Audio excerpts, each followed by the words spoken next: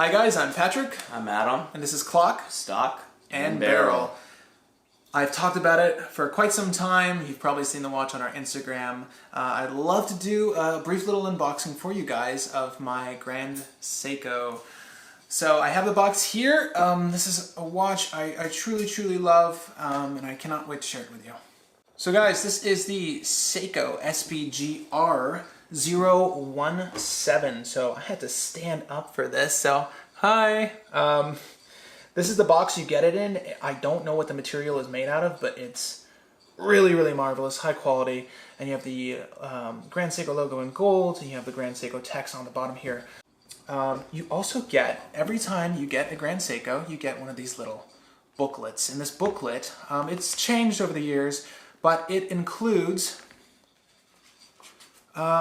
the test they ran through to make sure that this watch was as time accurate as possible. So, you know, those chronometer certifications, this is sort of the same thing, except this is called the Grand Seiko certification. It's actually a more rigorous process that they put the watch under. So my watch, this inspection was done October 2nd, 2005. So as you can tell, my watch is, I wouldn't say new vintage, but certainly getting there. It's utilizing their most recent automatic movement, that being the NS55.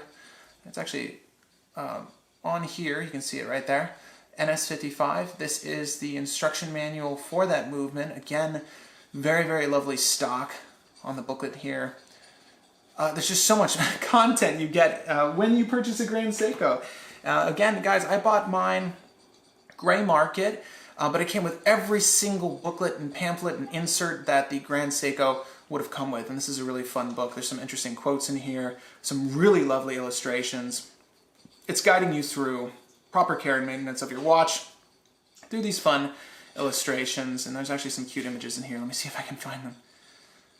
So yeah, this is, they really care about providing you, the owner, with everything you need to know. So under this little piece of parchment, you have your watch case, and I'll slip it out. And yet again, more booklets and cards and all sorts of stuff. So all of that fits down here. This was a lovely find on my part. I bought this from a watch group I'll talk about in just a second, but here is my Grand Seiko.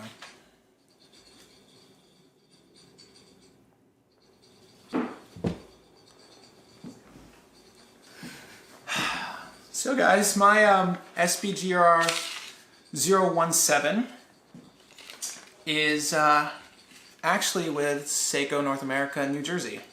The very day I received the watch, I set it for the time and the date, and it was accurate, beautifully accurate the next morning. I was so excited to wear it out. I was about to go on a trip with it to Arizona to visit my brother and see my niece and nephews there. I was taking out the recycling that morning, and lo and behold, I find that the watch has built moisture under the crystal. Condensation was building up under the dial and in the movement of the watch, and it caused a lot of issues for me. Now, I didn't have any time to deal with it just then because my flight was just later that evening. Again, this is the morning of my flight, so I literally ran back in the house. I threw it in a bag with silica packet, try to get any of that moisture out and save it from any sort of damage. At any rate, I have not had the watch in my possession for going on 2 months now because of this case.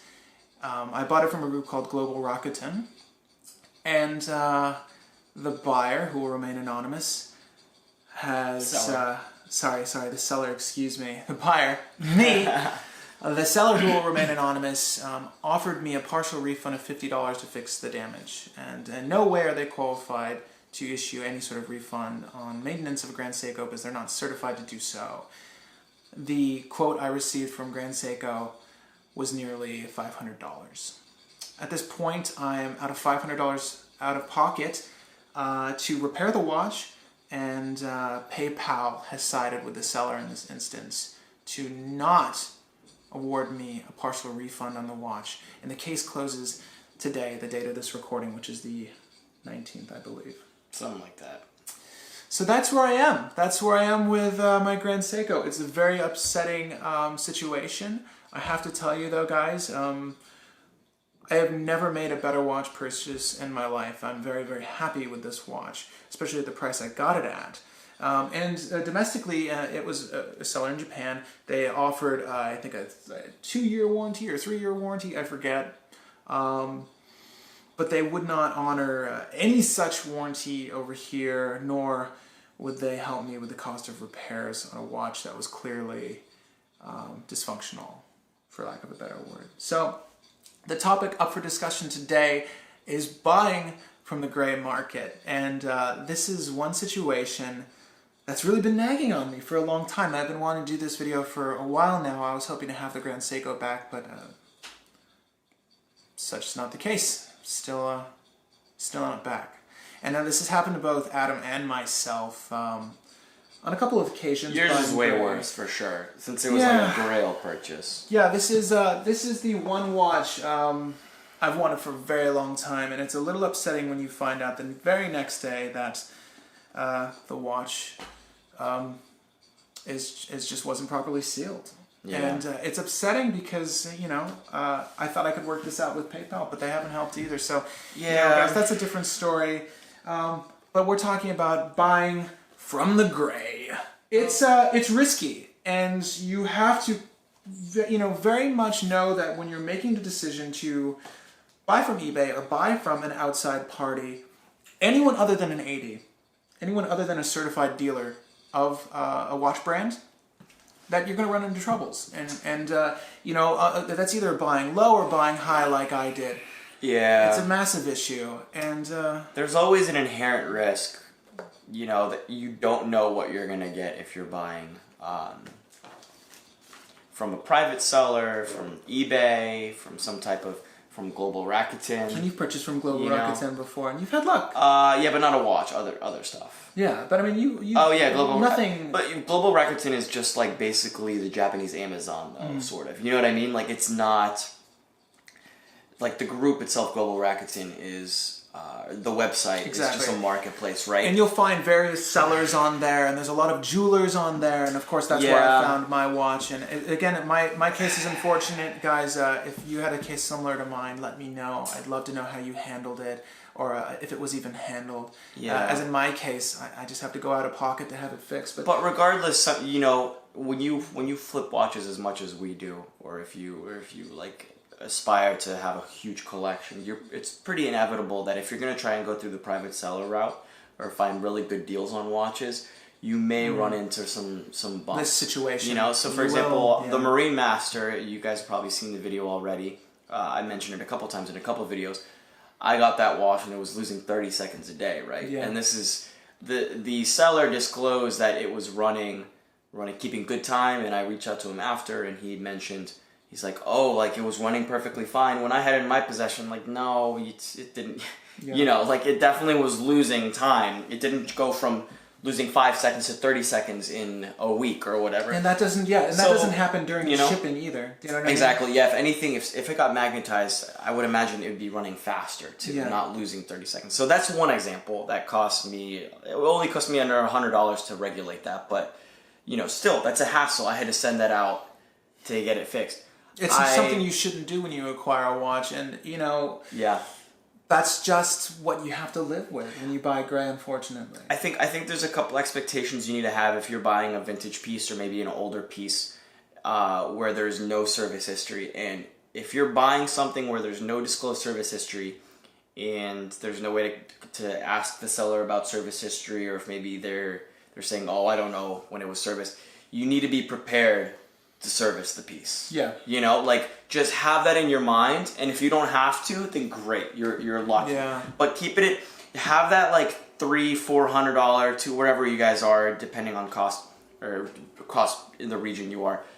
Just have that $200 to $400 buffer to where I'm gonna Set have to aside. set that aside and be like, I'm gonna have to probably spend this amount to service the piece. I had to service a Speedmaster date that I got, you know.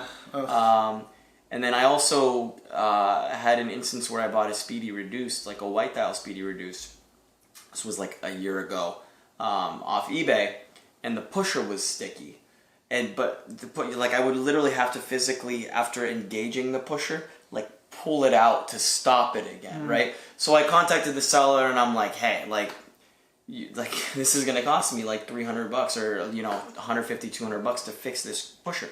Luckily, the seller gave me a partial refund of that, you know, $150, $200, whatever it was. Appropriate. Right? And, you know, and that was great. But, you know, I also found out that the seller was gone from eBay like a couple months later. So there were probably a couple instances where he was, you know, not honest and forthright about his pieces. But the point of this is you guys need to know what you're getting into if you're not going through like the AD or some like special pre-owned certified company like Watch You Want, for example. I know that they'll honor warranties, and if they can't have technicians fix that, they'll literally send it to like Omega directly if you have an Omega watch that's having an issue or something. You know what I mean? So you have to go with reputable companies. And I've heard some bad things about Joma Shop though too, about how, you know, if something doesn't work well, maybe you'll send it back and there's no guarantee that they'll use original parts or something. They might just kind of do what they have to sort of get it, you know what I mean? There's no guarantee. So you want a guarantee because you never know the shady shit that goes on in the watch industry. And my, and again, you know, I can vouch for Watch You Want. You had great experience with them. My Oris TT1, that was my first purchase with them, and it certainly won't be my last. I purchased that from them. One of the links in my watch was set with a pin that wasn't removable. It's screw-in links. But they were courteous enough to take the watch in and have their mechanics look over it, and it was nothing they could remove for me. Unfortunately, it was affecting the adjustability of the bracelet. But the good news was they were very responsive, very receptive, and they were willing to work with me to a point that they felt wouldn't harm the watch, but they felt like if they were to remove the link, it may damage the integrity of the watch, so they wouldn't touch it. And I appreciate that. And they also offered to just take the watch back completely. Correct. So, you know, that's awesome. That's great. Yeah. On their dime, too. Shipping and everything. Shipping label sent to you. So that's great customer service. This instance I just had, they required that I paid for the shipping, and they required... Yeah, no. It was absurd. The very next day, you know, like the metadata on the photo told them that it was within 24 hours of receiving the watch that it was damaged. What really and the pictures were obvious too. The condensation. And again, you guys saw the pictures. It's just very disheartening. But don't let that tread on this journey. You know, don't let this disrupt. Yeah, you'll have to post pictures of that. Yeah. Because man, I got all the pictures too. It's crazy. It's absurd. What really bothers me is, you know, PayPal was definitely on the side of the seller, and I can understand why they're trying to keep their business. It helps PayPal when they have certified businesses working with them.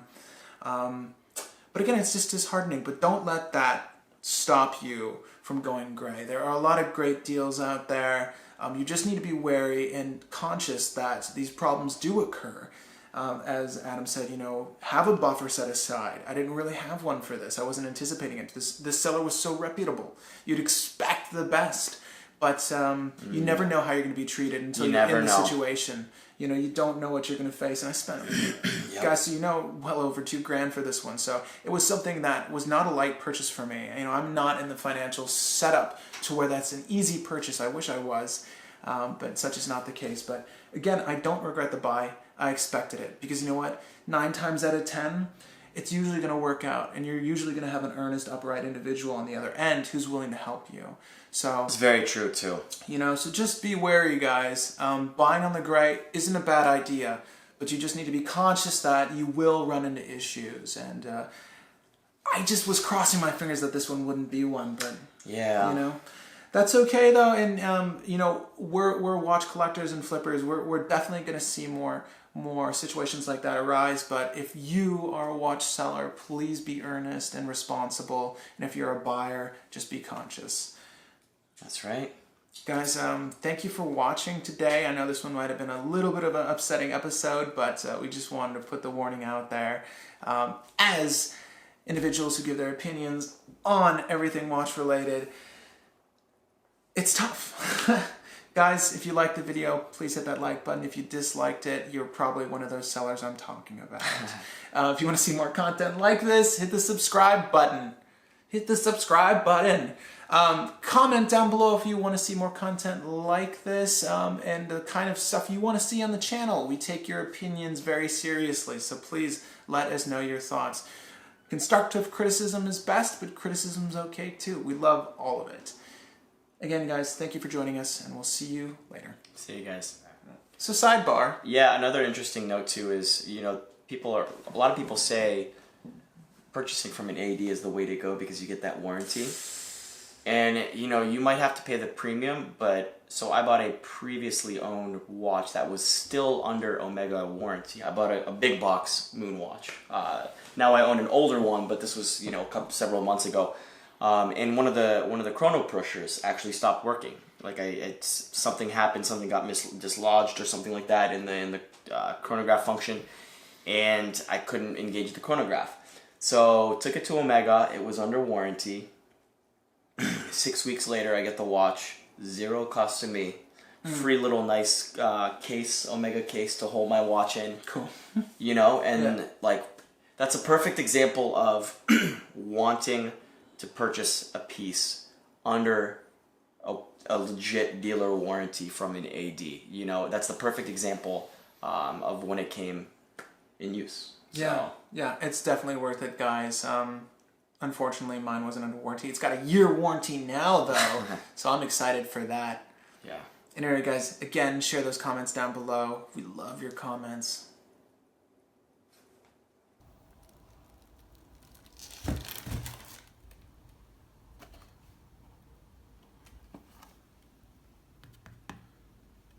All right, gang, it is March 29th, the day of this recording. I am just attaching this very impromptu video to the end of our one-off video on buying from gray markets. Finally got my Grand Seiko in. This is how it comes from Seiko, New Jersey, when you send them in an item. So I have it right here for you. Go ahead and see if I can do it one-handed. Open this sucker up, and I'll show you what my Grand Seiko looks like. Now, sadly, PayPal closed the case, and they did not see fit to award me a partial refund nor a partial refund of the total value. That was $427.88 for the repair of this watch, because the documentation I sent them from Seiko North America was invalid. For them, it wasn't acceptable, is what they told me. That the invoice I sent them with the quote on the repair and labor cost and what they would be doing needed to be broken down further into what they were replacing. It was very odd. I had spoken with Seiko New Jersey about this. That one invoice is all they would offer because that's it. I mean, the mechanics don't really itemize which parts are being removed or replaced or worked on. That's the cost that the company charges. Horrible circumstance. PayPal, But anyways, it's okay. I accept the fact that PayPal didn't want to help me out here. It's a little tragic. I hate doing business with groups like this, but that's just how it worked out. So, que sera, guys. At any rate, here is my Seiko. Super happy to have it back. I am going to set the time, if it isn't already set up, and wear the hell out of this watch. Take care, and I will see you on the next one.